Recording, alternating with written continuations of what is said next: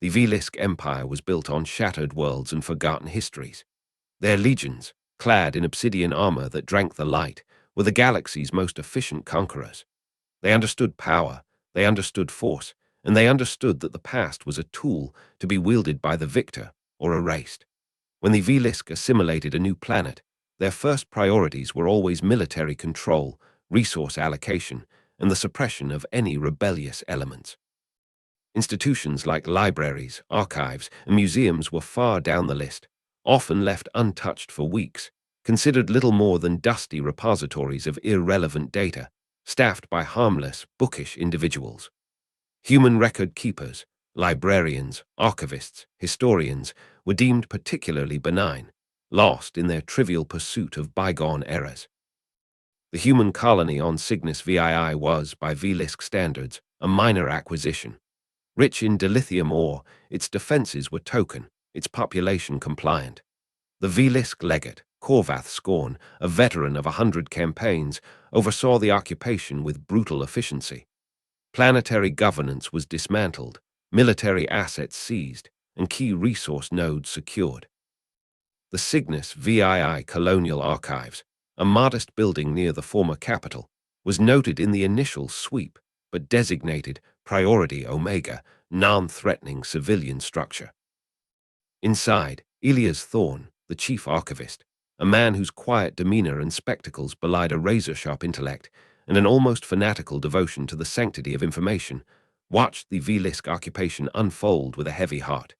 His staff was small, mostly academics and volunteers.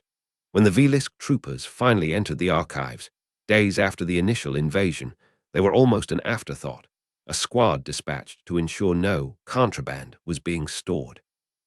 Korvath Skorn himself made a cursory inspection. He saw rows upon rows of data crystals, ancient paper books carefully preserved in climate-controlled vaults, holographic displays flickering with historical timelines. He saw Elias Thorne, who stood calmly before his desk, offering no resistance. "What is the purpose of this collection?" Skorn rumbled, his voice like grinding stones, gesturing dismissively at the silent stacks. "We preserve history, legate," Elias replied, his voice even. "The history of Cygnus VII, of humanity, and where possible, of other species we have encountered or studied." Skorn almost laughed. "History is written by the strong little human. Your history is now a footnote to the Velisk Empire." He idly picked up a data crystal. "Velisk historical records, pre-empire tribal conflicts, ancient religious texts," he scoffed.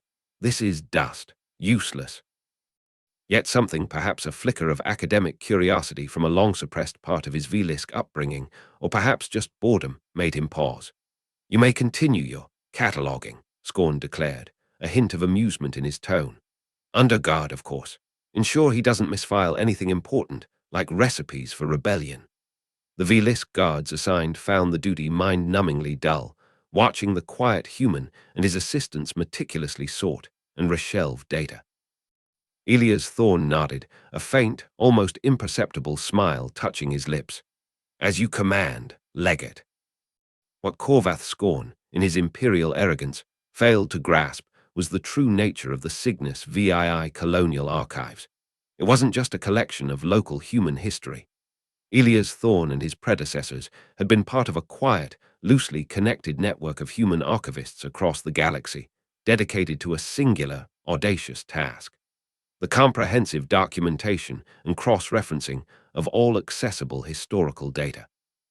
This included not just public records, but also declassified intelligence, academic papers from obscure xenosociology departments, leaked corporate documents, intercepted communications, even folklore and myth from fringe cultures. They collected everything, and they were masters at finding the connections. Specifically, they had a vast, meticulously indexed repository on the Velisk Empire. Not just the sanitized, official histories promulgated by the Velisk Ministry of Truth, but the suppressed accounts, the forgotten schisms, the records of internal purges, the detailed genealogies of the ruling Velisk houses and their ancient, bloody rivalries. The Velisk themselves had long forgotten, or deliberately buried, much of this information, believing it lost to the ashes of their own conquests. Elias Thorne did not resist the Velisk. He did not attempt sabotage or incite rebellion in the conventional sense. He simply continued his work, his fingers flying across his console, his quiet assistants moving with renewed purpose through the archives.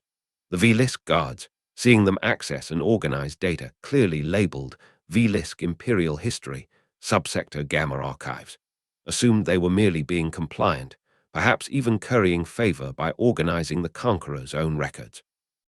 But Elias wasn't just cataloging, he was linking, he was cross-referencing.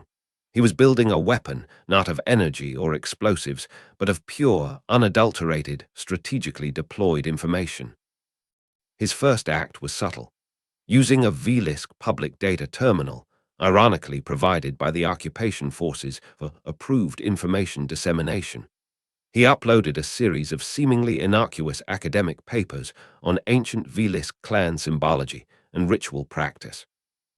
These papers, heavily footnoted and impeccably sourced from the Cygnus archives, highlighted the historical significance of certain symbols and practices associated with the Bloodfang clan, a once powerful Velisk faction brutally suppressed 3 centuries ago by the ancestors of the current ruling emperor, Krelles III.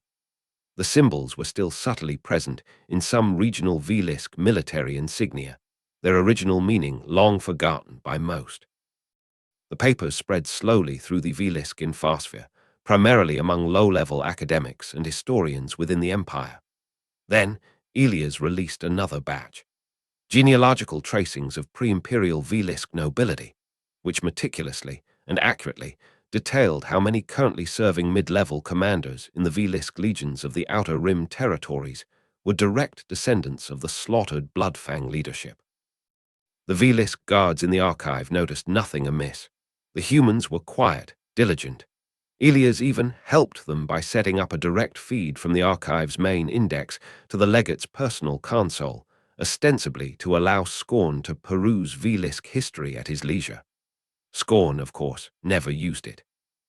But others did. Whispers began in the Velisk military. Soldiers from certain regions started noticing the ancient Bloodfang symbols on their own unit patches, symbols their officers couldn't explain. Mid-level commanders, whose family histories had always been vague, suddenly found themselves objects of quiet speculation. Old, half-forgotten grievances, buried for generations, began to stir. Elias then released his masterpiece, the Krelles Dynasty Accords, a critical re-examination. This wasn't an attack piece.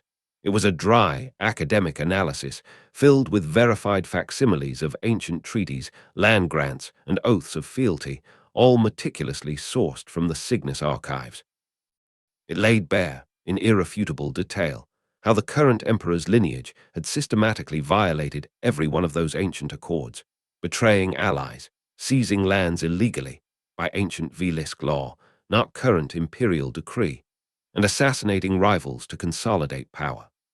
It highlighted specific atrocities committed by Krelles against other Velisk houses, atrocities the official histories had either glossed over or attributed to external enemies. This information, carefully seeded into Velisk scholarly networks, military historical societies, and even religious forums, by highlighting the emperor's ancestors' sacrilegious destruction of certain ancient Velisk shrines, began to spread like a contagion. It wasn't propaganda. It was documented fact, unearthed from the Velisk's own forgotten past, presented with cold, academic precision by a harmless, human archivist on a newly conquered, insignificant world. The timing was exquisite.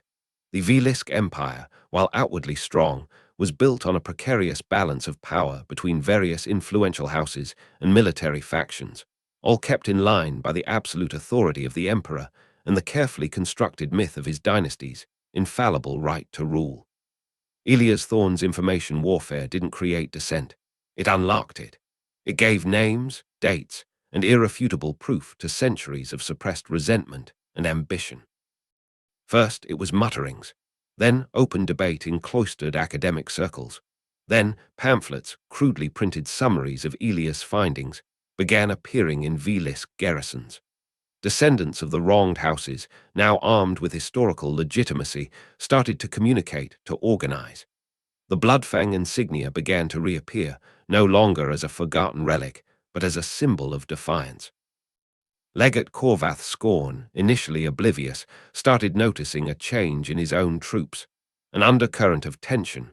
Orders questioned, not openly, but with a new hesitation. He dismissed it as colonial unrest.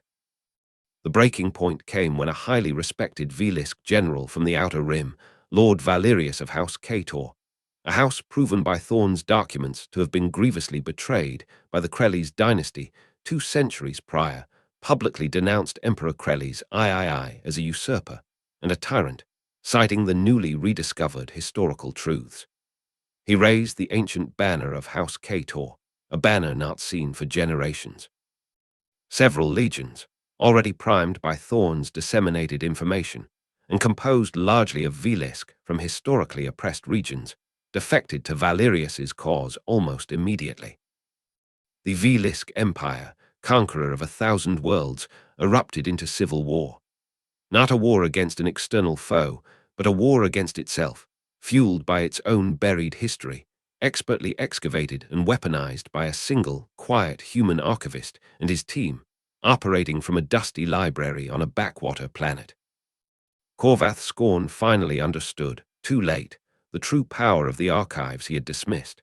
He stormed into the Cygnus VII colonial archives, his obsidian armor gleaming with rage, only to find Elias Thorn calmly sipping tea, surrounded by his assistants, who were still meticulously cataloging. "You," Scorn roared, his voice cracking. "What have you done?"